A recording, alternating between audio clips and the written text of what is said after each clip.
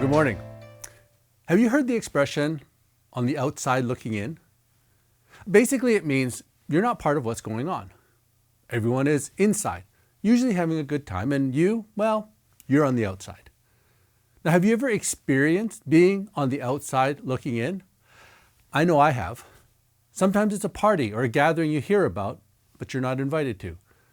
Maybe it's something everyone else seems to have or is able to do, but you don't have it or you can't do it. Whatever the situation or circumstance for you, being on the outside looking in is rarely, if ever, a good feeling. Now, there was a time when almost everyone in the world felt like they were on the outside looking in. In Old Testament times, God had called a people to himself, the nation of Israel. And it was his desire and his plan that he would be their God, the Israelites would be his people, they would live in obedience to his laws and commands, and show the rest of the world what it looked like to have a relationship with God. It was also his desire that the rest of the world would know him through his people. So at that time, if you were a Gentile, a non-Jew, you weren't considered one of God's chosen people. You wouldn't have been part of God's family. You would have been on the outside looking in. But God didn't leave things like that.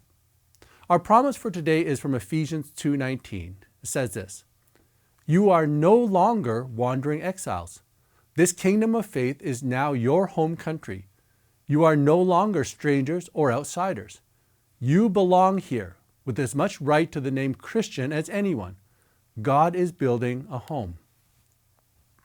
God sent his one and only Son, Jesus, and through his sacrificial death on the cross, he opened a way so anyone and everyone could also become a child of God, a chosen one, become a citizen of heaven, and a member of God's family and God's household.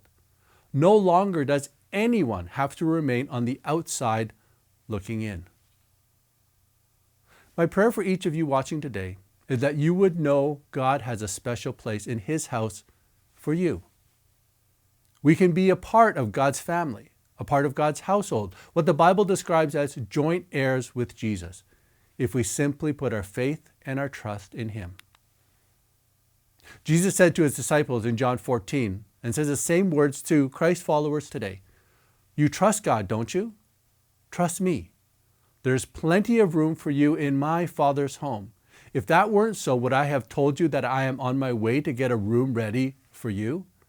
And if I'm on my way to get your room ready, I'll come back and get you so you can live where I live."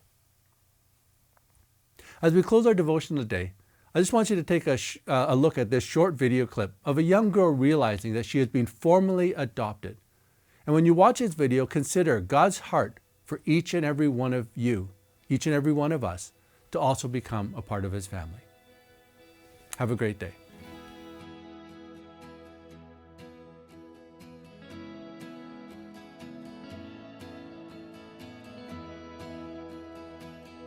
All right, well, there's one more gift.